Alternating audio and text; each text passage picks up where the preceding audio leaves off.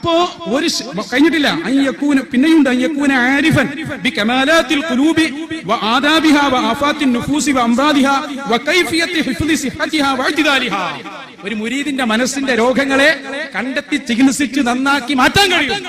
ഇത് ശൈഖിന്റെ അടുത്ത് എന്നാ ഓൻ പഠിക്കേണ്ടത് തെറി പറയല.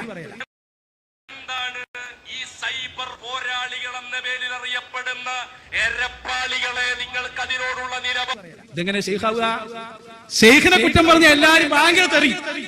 ഇതാ ത്വരീഖത്ത്. അതിന് ത്വരീഖത്ത് എന്നല്ല പറയാ, അത് ഇബ്ലീസിന്റെ.